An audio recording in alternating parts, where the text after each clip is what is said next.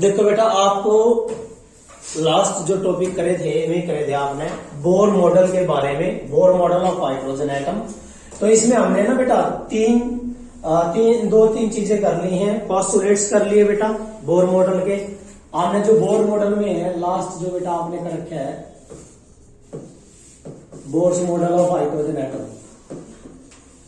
Model of hydrogen atom. Hydrogen atom के लिए बेटा ये हम कर चुके हैं बेटा। Bohr model of hydrogen atom में कुछ पार्ट हमने कर लिया है। 3 पार्ट किए हमने। कौन कौन से पार्ट किए हैं? एक तो करा बेटा वेलोसिटी, एक सबसे पहला करा था बेटा रेडियस का, कि रेडियस निकालनी हमें ऑर्बिट के अंदर। जो इलेक्ट्रॉन, ये स्टेशनरी ऑर्बिट था, इस स्टेशनरी ऑर्बिट में रेडियस, और यहां इलेक्ट्रॉन्स रिवॉल्व कर रहे हैं बेटा around the nucleus. That is the nucleus having the charge Z into E, where Z is the atomic number and E is the charge on electrons। तो बेटा इस केस में आपने रेडियस निकाली थी, कि जो रेडियस का फॉर्मूला आया था वो आया था आपका, that is Rn is equal to, radius का फॉर्मूला जो बना था बेटा that is Rn is equal to, जो फर्स्ट हमने डेरिवेशन कर रखा है बेटा, radius in the nth orbit is equal to, that is n square h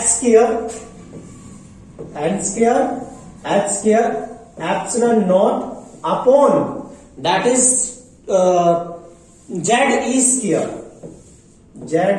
square pi into m। ये था बेटा रेडियस।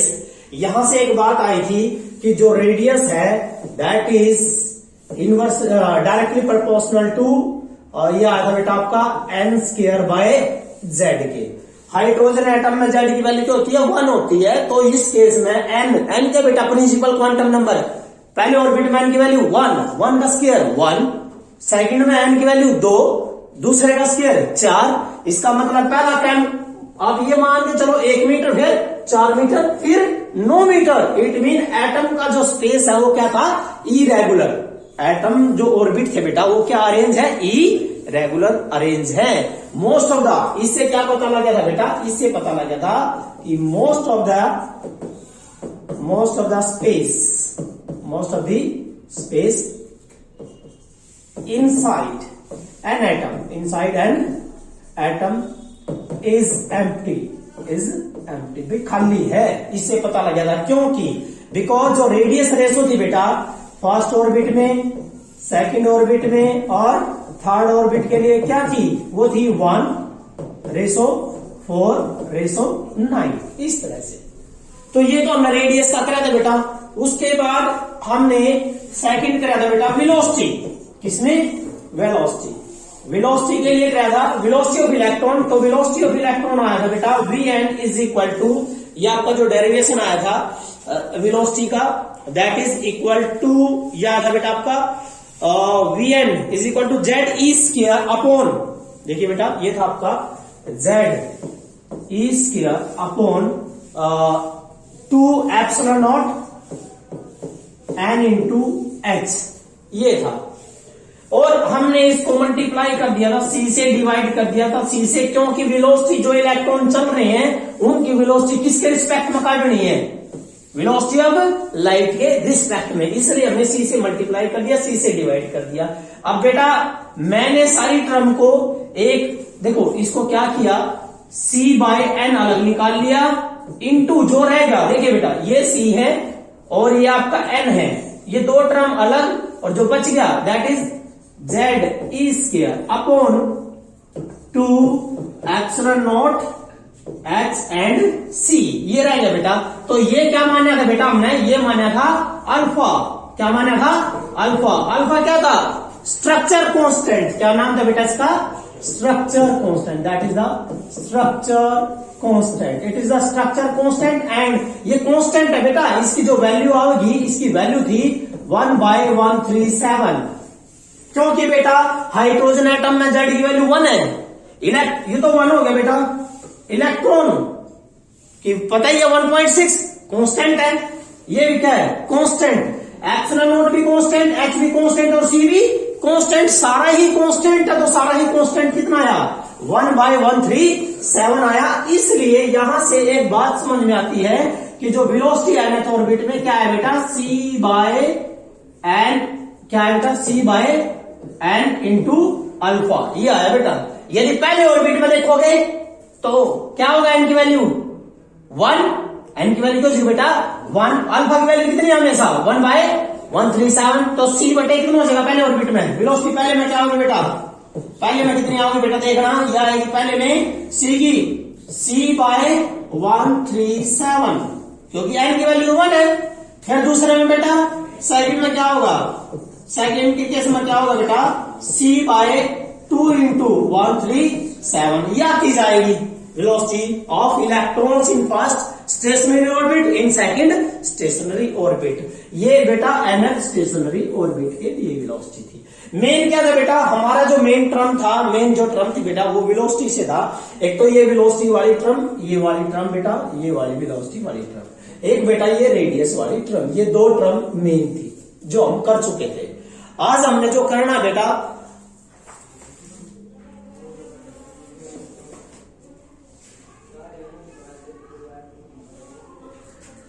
जो आज आपने करना बेटा वो करना है, देखिए आज हम निकालेंगे फ्रीक्वेंसी, जो इलेक्ट्रॉन, क्योंकि बेटा आप सभी जानते हैं कोई चीज सर्कुलर पाथ में चल रही है तो क्या होगी, एंगुलर वेलोसिटी, क्योंकि बेटा एंगुलर वेलोसिटी, और उसका रिलेशन किसके साथ होता है, फ्रीक्वेंसी, किसके साथ होता है, फ्रीक्वेंसी। भाई हमें फ्रीक्वेंसी का मतलब बेटा टाइम पीरियड, क्योंकि इसका टाइम तो फिक्स है, एक चक्कर काटने में इलेक्ट्रॉन जो एक चक्कर काटेंगे बेटा उनका टाइम फिक्स होता है, तो हम क्या निकालेंगे, फ्रीक्वेंसी, क्या निकालेंगे, फ्रीक्वेंसी।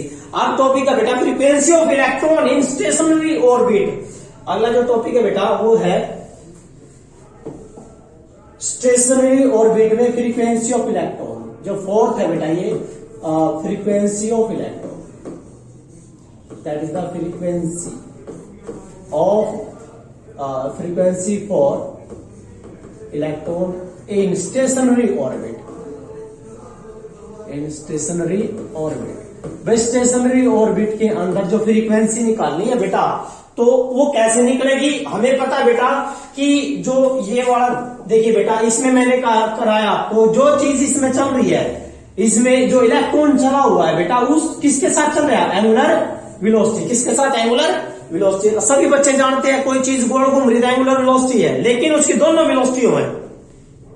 एक पत्थर का टुकड़ा बांधो, घुमाओ, किसके साथ घूम रहा है, एंगुलर वेलोसिटी के साथ। लेकिन बेटा जब उनका छोटा है क्या वो घूमता रहा, सीधा जाओगा, सीधा जाओगा। सीधा कौन सी वेलोसिटी होती है, लीनियर। कौन सी होती है बेटा, लीनियर। इट मीन इसकी हमेशा हर पल कौन सी होती है, वी भी होता है। यहां देखो, यहाँ वी भी होता है, यहाँ वी भी होता है, यहाँ वी भी होता है। ओमेगा भी है और वी भी है। वी कौन सी है, लीनियर वेलोसिटी, ठीक है। और ओमेगा कौन सा बेटा, एंगुलर वेलोसिटी। तो बेटा अब हम जो इसमें करेंगे, देखिए हमें पता है, वी नो दैट v बराबर है ओमेगा इंटू आर, v बराबर है omega into R. What is v, v is the velocity in nth orbit and r in, r क्या बेटा, radius in nth orbit. v क्या बेटा, वेलोसिटी किसमें, nth orbit में। r क्या है, रेडियस इन nth ऑर्बिट में। अच्छा ओमेगा क्या होता है बेटा, ओमेगा होता है 2 पाई न्यू, ओमेगा क्या होता है 2 pi nu, and that is into R N. काटना क्या बेटा आपने, न्यू निकालना है, तो बेटा ये सारी चीज इसके नीचे चल जाओगा। तो देखना व्हाट इज न्यू, जो फ्रीक्वेंसी nth ऑर्बिट में क्या आएगा बेटा, दैट इज इक्वल टू क्या आएगा, V N by 2 pi R N, 2 pi R N. तो बेटा वी एन की वैल्यू पुट कर दो पीछे से, जो वी एन था ये रहा, ये रहा V N is equal to ये रहा बेटा Z E square by 2 epsilon N H. तो देखना जेड ई स्क्वायर बाय क्या था बेटा, बाय कितना बेटा 2 epsilon N H by 2 epsilon N into H. ये तो क्या था बेटा आपका वी एन। इसके बटे में क्या करोगे, बाय में क्या इसके 2 pi R N. What is R N, R N ये रहे बेटा N square X square epsilon naught. It mean क्या है बेटा, N square X square epsilon naught by क्या है बेटा, इसके नीचे देखेंगे क्या है, Z E square pi M. क्या बेटा, Z E square pi M. तो बेटा ये जो है सारा जो है चेंज हो जाएगा, मल्टीपल उल्टा हो जाएगा, Z E square by 2 epsilon not an into H उल्टा होके बेटा ये कहां जाएगा, ये सारा रिवर्स, जैसे ए बाय बी ये सी बाय डी तो रिवर्स हो जाएगा, तो ये कहां जाएगा बेटा, कहां जाएगा ये ऊपर, Z E square pi into M by कितना है बेटा 2 pi M 2 pi no 2 pi yes बेटा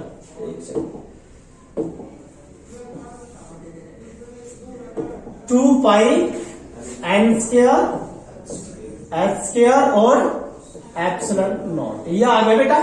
तो अब जो टर्म कटती है काट दो बेटा, पाई से पाई कैंसल, ठीक है ना, पाई से पाई कैंसल, तो क्या है आपके पास फ्रीक्वेंसी क्या है बेटा, ये जो टर्म आई सारी दैट इज इक्वल टू क्या है जेड स्क्वायर ई की power 4 and that is M by 2 into 2 4 आ गया बेटा, एन की पावर 3 एच की पावर एन की पावर 3 बेटा, एच की पावर 3 और क्या एप्सिलॉन नॉट स्क्वायर, ठीक है बेटे, दैट इज द फ्रीक्वेंसी। तो जो बेटा फ्रीक्वेंसी आई आपकी, ये फ्रीक्वेंसी जो है that is the frequency of the electrons, ये फ्रीक्वेंसी आई बेटा, हमें पता है देखो क्या आया, सारी चीज कांस्टेंट है, ये भी कांस्टेंट है, ये भी कांस्टेंट है, ये भी कांस्टेंट है, ये भी कांस्टेंट है, ये भी कांस्टेंट है, इट मीन आप कह सकते हो the frequency and at orbit में that is Z square by कितना बेटा एन की पावर 3, एन की पावर 3, फर्स्ट ऑर्बिट में एन की वैल्यू 1, दूसरे में 2 की पावर 3 8, फिर 3 की पावर 3 27, ये चलता जाएगा, दैट इज द फ्रीक्वेंसी, ये फ्रीक्वेंसी का बेटा frequency of the electron in stationery orbit.